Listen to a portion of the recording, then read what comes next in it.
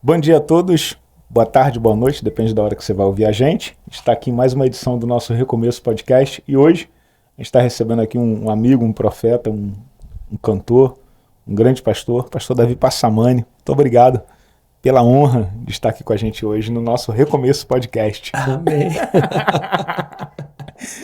Depois vai ter o corte, vocês vão saber por que ele fez isso.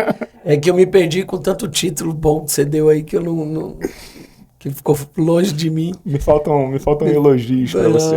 Incrível estar aqui, pastor Eli, incrível estar aqui no Recomeço Podcast e que o Senhor possa nos abençoar também e que de alguma forma a gente possa enriquecer a vida de quem assiste. Amém. Deixa eu te fazer algumas perguntas simples e muito naturais. Eu não tenho formulário aqui, nem script como de costume, mas como é que surgiu esse desejo seu pela música, por Deus e essa paixão pelas pessoas?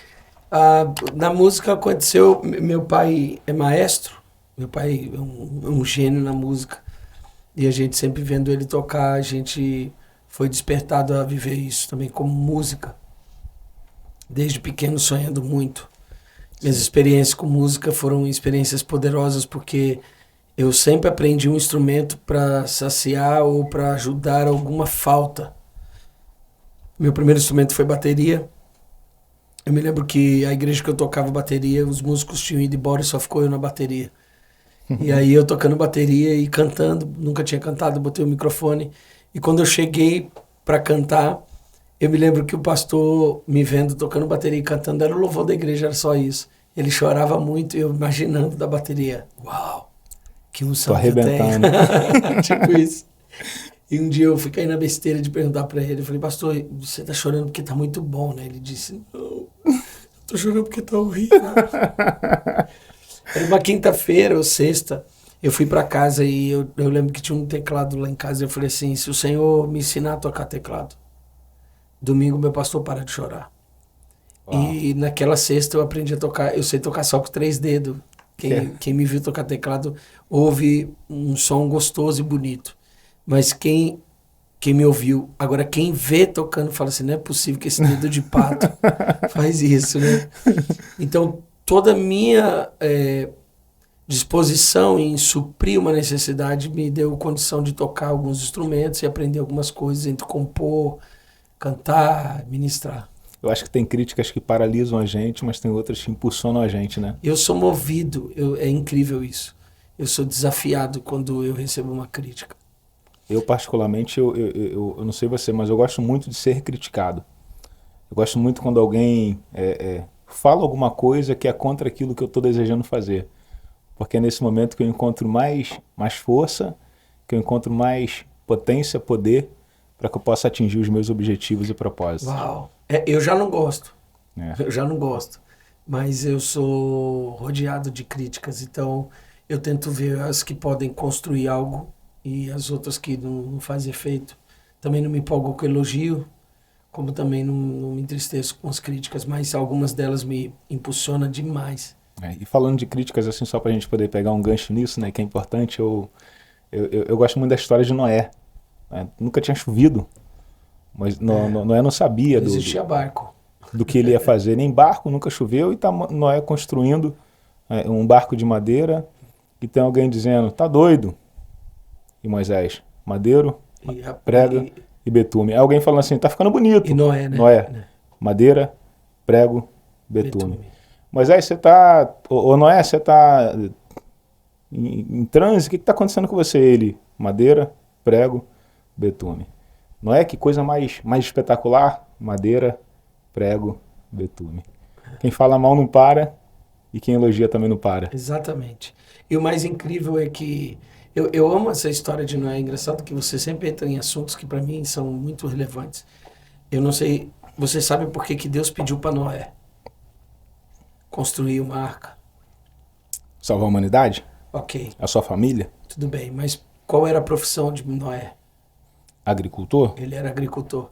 E por que Deus pediu um cara que é agricultor para construir uma arca? Para mostrar que Deus tem poder de dar capacidade para alguém de fazer o que nunca fez? Muito bom. Porém, a capacidade é algo que Deus sempre vai poder dar. Mas o que mais estraga a igreja de hoje em dia é a opção de querer opinar por algo que sabe. Sim. Então Deus anda sendo especialista desde Noé. A Uau. escolher gente que nunca fez algo, nunca construiu uma igreja, nunca levantou um prédio para fazer, porque eles não Uau. calculam, eles só obedecem. Forte. Toda vez que Deus quiser que você construa algo grande, Ele vai construir algo em você que você nunca pôs a mão. Por isso que o André ficou maluco, né? Quando ele viu que o menino voltou com 5 pães e 2 Exatamente. peixinhos, fez o cálculo e falou: André é o contador do time, Judas é o tesoureiro, mas o que é isso aqui para tantos? Dá na minha mão. E outra coisa duas coisas que eu acho incrível é que a primeira delas é, a Bíblia diz que quando Noé termina a construção, a Bíblia vai dizer em Gênesis que a arca, quando o dilúvio veio, 40 dias, a arca subiu de nível e se elevou. Todas as vezes que você está disposto a construir uma arca ou um propósito em Deus, as pessoas podem falar o que quiser, podem zombar. Elas morrem afogadas do lado de fora enquanto você é elevado pelo Seu propósito. projeto sobe. E o mais lindo para mim é que ele ofertou o terreno dele para construir a arca. E a colheita dele foi o resto da terra, do planeta inteiro. Uau. Toda vez que você entrega o seu terreno para construir o teu propósito, a sua colheita é o planeta inteiro. Forte, Brasil. Por isso que eu tô aqui entrevistando o pastor Davi Passamani hoje. Que bom, a gente fala de ministério, a gente fala de tanta coisa, né? Mas, Davi, a gente sabe que no ministério a gente tem muitas barreiras, muitas lutas, inclusive oposições, né? Mas eu penso uma coisa, né? Os resultados, as pessoas às vezes elas não vão te respeitar por si só, mas os seus resultados ninguém tem como calar nem paralisar. Contra Hoje, frutos, não há argumento. né? E hoje você é um cara assim que pela bondade de Deus, né? Falar igual os irmãos da Assembleia, né? Irmãos, pela infinita misericórdia de Deus. Literalmente isso. E é exatamente isso, né? E graça, bondade de Deus, né? Deus tem feito tanta coisa na minha vida. Qual foi a experiência mais incrível? Vamos falar de coisas boas que você já viveu com Deus nesse decorrer de tanto tempo de estrada. Dentre tantas, né? Mas se você pudesse destacar uma, poder edificar quem vai ouvir a gente aí, conta pra gente. Cara, realmente, né? A gente que vive para Deus, assim, a gente vive muitos milagres. Mas talvez a mais incrível para mim é amanhecer todo dia sabendo que Ele está disposto a me usar. Eu acho que eu já me encantei muito com os milagres absurdos, né? Eu já vi Deus fazer coisas incríveis. Eu já vi Deus... nós, por exemplo, construímos 2 igrejas em menos de 6 anos. Em 5 anos, nós construímos 2 igrejas. Uma custou 3 milhões e 500 e a outra custou 5. Nossa. Então, é muito milagre, né? Isso aí é um negócio assim... Passa essa unção para cá. Estou te passando os boletos também. E é incrível como o Senhor tem nos abençoado a conquistar coisas tão poderosas, mas eu ainda fico muito impactado. Não é com as grandes conquistas e os grandes milagres. É toda manhã Ele dizer, vamos de novo, vamos tentar de novo. Eu tenho para mim, tá? Eu tenho para mim que quando eu chegar no céu, quando eu chegar para a eternidade, Ele não vai calcular quantas vezes eu venci, mas sim quantas vezes eu não desisti. Uau. Quantas vezes eu não tive medo, quantas vezes eu usei de coragem no medo. Sim. Usei de coragem no medo. Eu amo essa frase. Eu usar de coragem. Toda coragem tem como plataforma o medo. Você não precisa ter coragem no que você não tem medo. A manifestação da coragem é o medo, em cima de um medo. Sim. Então, esse para mim é um dos maiores milagres. Nós somos uma igreja de 6 anos, vamos completar agora em abril. 72 mil pessoas aceitaram Jesus como Senhor e Salvador. É um avivamento. Sim. Absurdo. É um Maracanã lotado, né? 72 mil pessoas. É um Maracanã. É um Maracanã. E eu amo isso. Eu amo poder saber que toda manhã Ele me dá a oportunidade de fazer isso e de conhecer o meu interior. E Ele enxergou algo que eu ainda não descobri o que é. E o mais bacana disso tudo é quando a gente tem esse reconhecimento, né, de tudo que acontece na nossa vida, a gente tributar literalmente isso a Deus, porque a gente sabe que tem coisa que não parte da gente, que não vem da gente. Exatamente. Né? Não, eu sou completamente reconhecedor. Eu também, eu falo isso aqui na igreja, eu falo, irmãos, tudo que acontece na vida, nas nossas vidas aqui na igreja, eu tenho certeza absoluta que eu não tenho nada a ver com isso. Aí o pessoal fala, mas você que prega? Eu falo, irmão, uma coisa eu vou falar para vocês, eu trabalho muito. Isso aí é inegável. Mas eu sei que isso aí não é o suficiente. Exato. Eu sei que isso aí não é tudo. O cavalo se prepara para a batalha, ele se preparou demais. Mas a vitória vem de Deus. Quanta gente não é mais preparada do que a gente, melhor do que a gente. Deus foi lá e falou, não, mas eu gostei de você porque ninguém gostou. Eu gostei do pretinho. Aí Deus vai lá e abençoa. Então... Eu me sinto exatamente como você está dizendo, porque toda vez que eu soube, eu falo assim, não é possível. Eu não acredito no lugar que eu estou, eu não acredito nas conquistas que ele me deu oportunidade de colocar meu nome. É. Muita gente fala assim, eu já fui para vários lugares que as pessoas prepararam um momento como esse para dizer assim, conta qual é o segredo. Uhum. Aí eu falei, acabou a entrevista, mas eu não sei te explicar. É. Toda vez que eu souber explicar, fui eu que fiz. O Sim. que eu faço, eu sei explicar. Pô, eu coloquei esse celular aqui, eu sei te explicar, eu tirei ele de cima de um e coloquei aqui. Agora, explicar o que Deus faz é outra loucura. Literalmente não há como explicar Deus. Aquela canção é poderosa, ninguém explica Deus. Antes que o haja houvesse, ele já era. Então, eu apenas me encanto com ele, me apaixono por ele todos os dias e continuo. Já descobri que eu sou entregador de pizza, eu não sou a pizzaria. E se não quiser, esse motoboy aqui vai ter que reclamar com o dono da pizzaria, porque ele mandou ele... E olha que incrível, ontem você teve uma experiência de cancelar um pedido, porque demorou muito, não foi? Nossa, 2, né? 1 não, 2, né? Não, 2 pedidos. Agora, olha que incrível. A Bíblia diz que Naamã precisava, o profeta disse que ele precisava dar quantos mergulhos no Jordão? 7. 7. Se ele tivesse dado 6... Não receberia. Tá. E se depois de 20 anos ele desse mais um mergulho? Aí eu já não sei, porque tem coisas que eu acredito que seja pro momento. Mas presta atenção, se a palavra é sobre 7, não determina o tempo que você vai demorar. Sim. Determina os 7 mergulhos. Sim. Com Deus, o entregador de pizza não é igual um cancelamento. Ele me pede para fazer algo. O que pode acontecer é que eu demore algumas vezes para dar o 7. Talvez, a Bíblia não fala, mas Naamã não deu 7 mergulhos seguidos. Sim. Provavelmente ele ficou em dúvida do terceiro para frente. E isso é incrível. Olha que incrível. Eu amo isso aí em Deus. A Bíblia diz que Pedro anda sobre as águas. Jesus disse, vem, ele anda sobre as águas.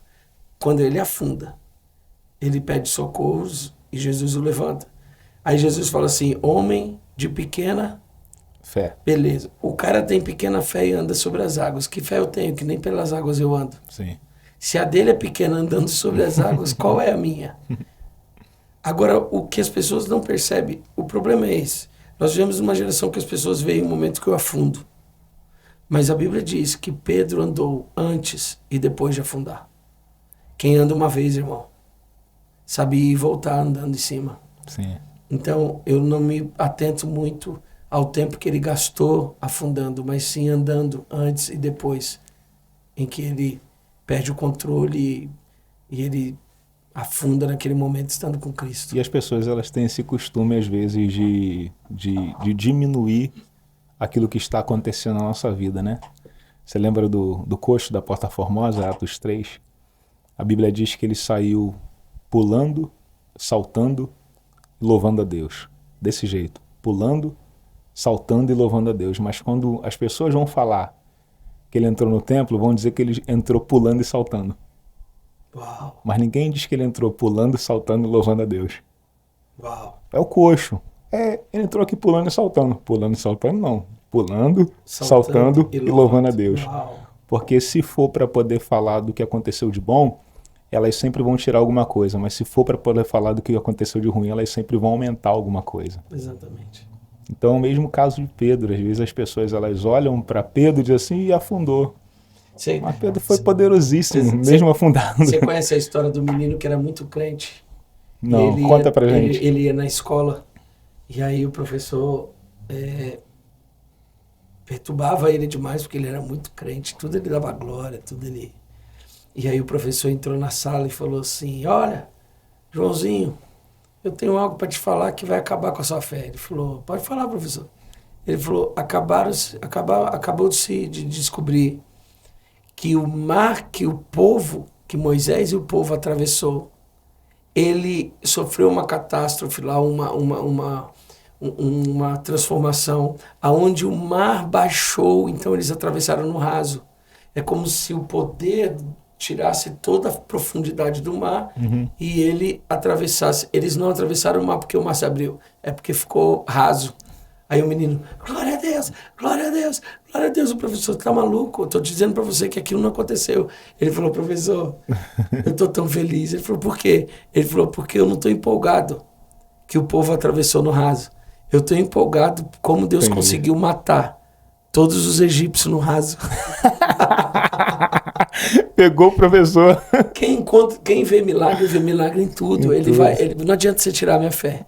E nem arrancar. Você baixar uma. Diminuir a história. Eu falo que todo mundo já nasce com fé em alguma coisa, né? Exato. Ela só é potencializada, descoberta ou manifestada. Exato. Se a gente for numa tribo indígena, por mais longínqua, por mais escondida, de um lugar remoto que seja, eles estão cultuando alguma coisa ou adorando alguma coisa. Porque todo mundo já nasceu com potencial para poder ter fé em alguma coisa. Só que às vezes elas caracterizam nas coisas erradas. E eu não sei se foi Spurgeon ou John Wesley que disse, depois eu pesquiso, que para ser ateu tem que ter muita fé. Tem que ter muita. Para não acreditar em algo, tem que ter em Deus, cara. Tem que ter muita fé para você ser ateu. Porque pensa em alguma coisa agora extremamente impossível. Pensa. Deus já fez. Verdade. Então, assim, é impossível você ter o poder ou a facilidade de menosprezar o poder de alguém que é tão poderoso. Falando de poder de Deus, vem mais alguma canção poderosa como acho que Deus tem te dado por aí? A gente gravou tantas canções agora em Israel. Deus batizou a gente com canções que... Tem uma que eu amo muito, que é o seguinte. A Bíblia vai dizer que Joel profetiza que sobre toda a carne derramarei o meu espírito. Sobre toda a carne. Passam-se 860 anos. 860 anos para que Atos 2 se cumpra. Caramba. E quando eu li isso, e quando eu estudei sobre isso, eu falei assim, caramba, o que aconteceram nesses anos todos? Quantas pessoas, ao ler o Joel, falaram assim, se enganou, estava enganado. 100 anos, enganado. 200 anos, enganado. Quantas palavras que não só recebemos, mas entregamos, que as pessoas disseram, ele estava enganado, profetizou que ia ter isso na vida daquela família e não aconteceu. Só que passaram-se 860 anos e se cumpre Atos 2. E a gente estava cantando lá no lugar onde isso foi profetizado. E a gente compôs essa canção e eu falava sobre isso. Foi aqui que o céu se abriu em direção deste lugar. E o teu espírito se derramou neste lugar. Aí eu digo assim, Joel não estava enganado. Assim aconteceu. Joel não estava enganado, assim aconteceu. Sobre toda a carne derramarei. Então, parece que o tempo às vezes anula o poder das falas, e ela não morre. Eu até digo isso muito na minha igreja. Eu falo assim, quem aqui crê que vai viver a eternidade?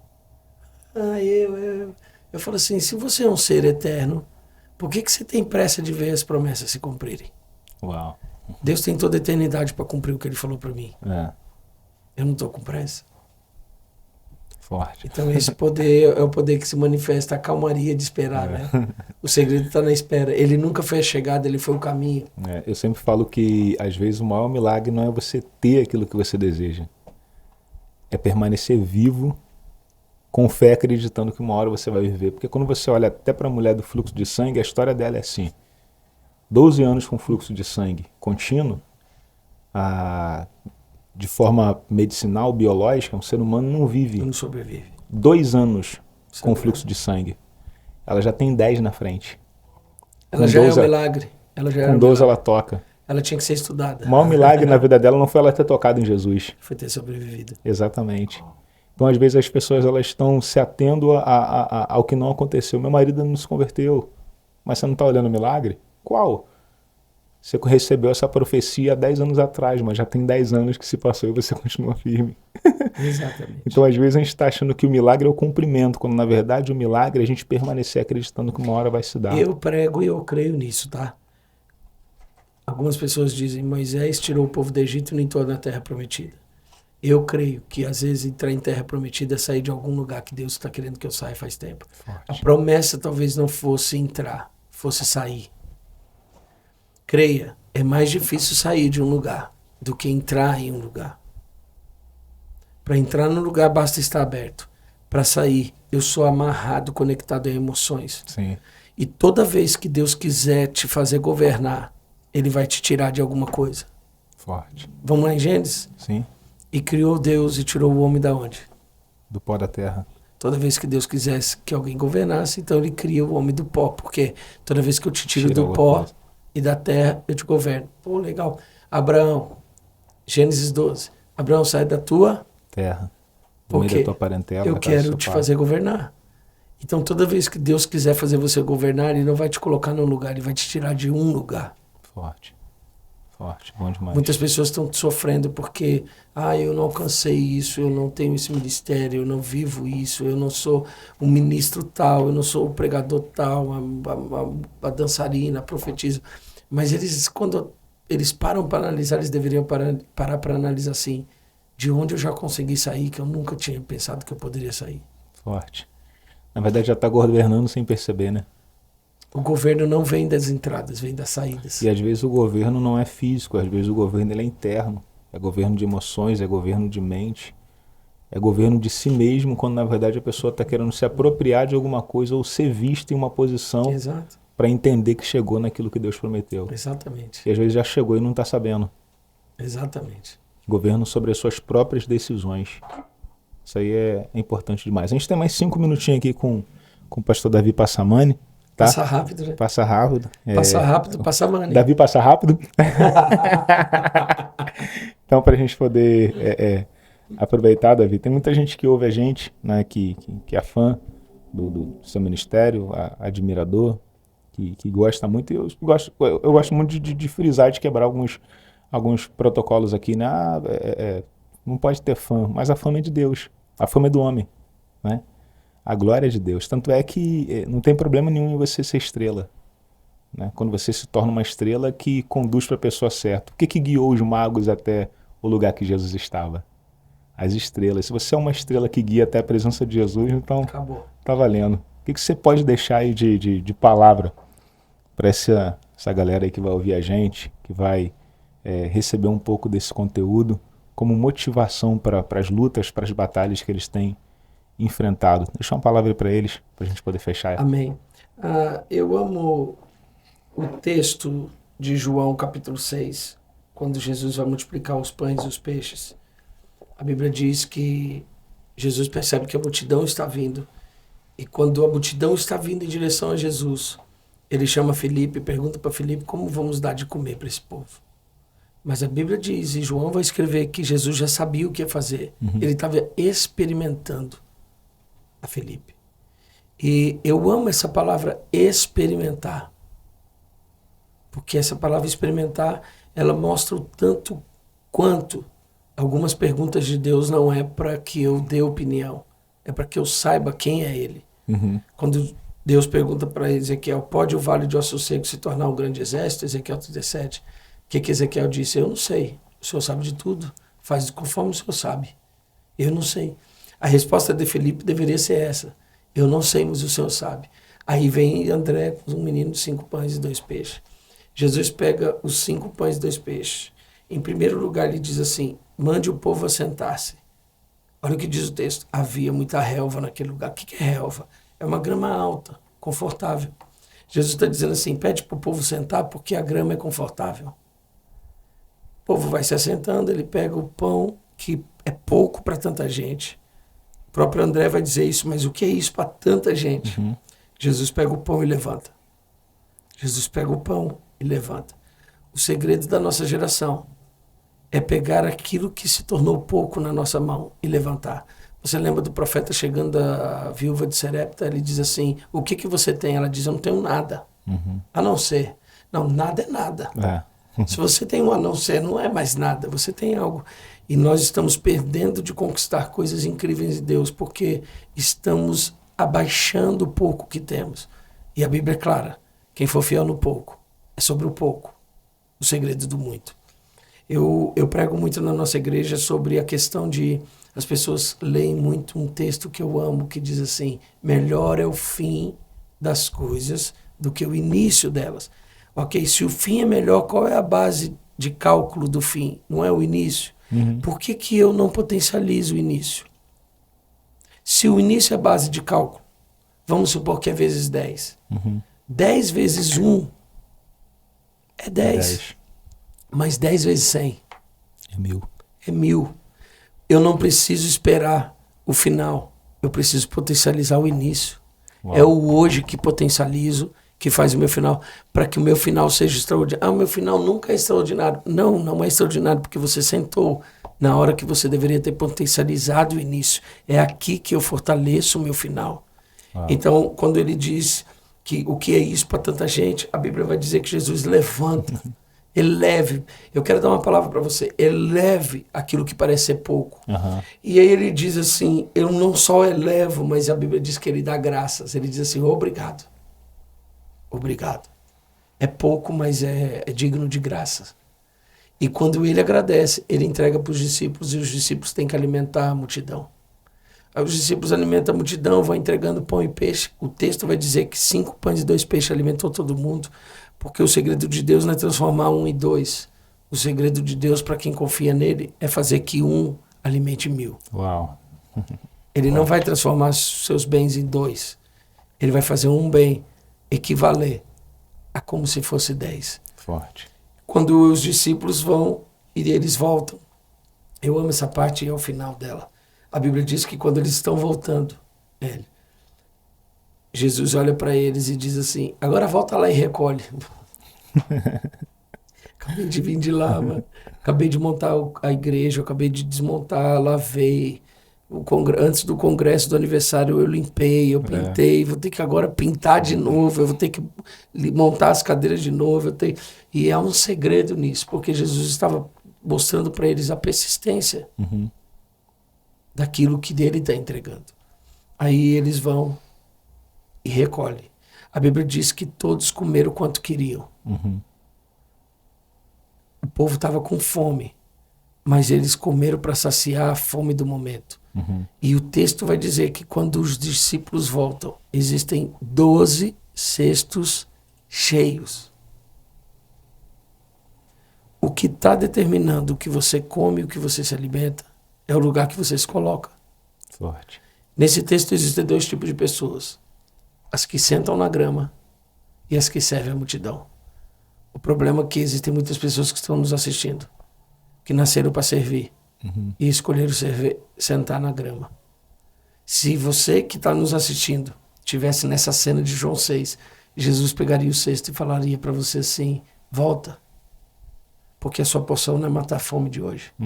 Eu tenho uma porção para você para o mês todo, para o ano todo, para a vida toda. A diferença é que quem come sentado em grama, come apenas para saciar e matar sua fome. Uma vez só. Pronto. E quem serve a multidão? Seu cesto transborda. Transborda. E o convite do Senhor hoje para você é, largue essa grama. Pegue o teu cesto de novo e sirva. Ah, mas pastor, eu larguei. E essa troca, termino. Essa troca faz toda a diferença. Pastor, eu deixei o meu ministério por causa dos homens. Essa é uma matemática clara. Toda vez que eu servi a Deus por causa dos homens, eu paro de servir a Deus. Eu não sirvo a Deus por causa dos homens, eu sirvo os homens por causa de Deus. Forte. Porque Deus não falha. Então não adianta se eles vão cuspir no pão que eu entrego, se eles vão reclamar do pão que eu entrego, se eles vão falar mal. Eu não estou fazendo por eles. Eu estou fazendo por causa do Senhor que me convocou. Forte. E hoje é o dia de pegar o cesto de novo na mão, sacudir a grama e dizer, eu não sou dos que senta, eu sou dos que serve. Para ter um final muito melhor do que o seu começo. Potencializa o início. Forte. Eu só fechando, para você ler depois, você lê também na tua casa, Jacó falou que tem um dos seus filhos, não vou falar o nome dele, para aguçar a tua curiosidade, que é lobo que despedaça. Pela manhã, ele pega a caça. Uau! E à noite ele reparte. De manhã, ele devora. Uau! À noite reparte. Você nunca vai ter nada para repartir no final se você não sair para poder caçar no início. Uau. Eu só vou ter alguma coisa para poder repartir lá na frente se agora eu aproveitar a minha força, o meu início, a minha disposição, para no final eu poder compartilhar. Só assim. Por isso que pessoas se frustram. Mas a palavra não diz que o meu final será melhor do que o meu começo, mas o final é melhor do que o começo para quem potencializa o início, eu aprendi com você, para quem caça pela manhã, para poder repartir pela noite. Se a base de cálculo é o início, não é o final que eu preciso potencializar. Gratidão, pastor Davi. Muito obrigado pelo carinho. Vamos fazer uma foto? Vocês são incríveis. Um beijo para todos vocês. Um beijo. I love you. Vocês são incríveis. I love you so much. E já peguei, vamos mandar lá no Instagram do pastor Davi para ele poder voltar mais rápido. Tá bom? Deus abençoe vocês. Gente. Beijo. I love you.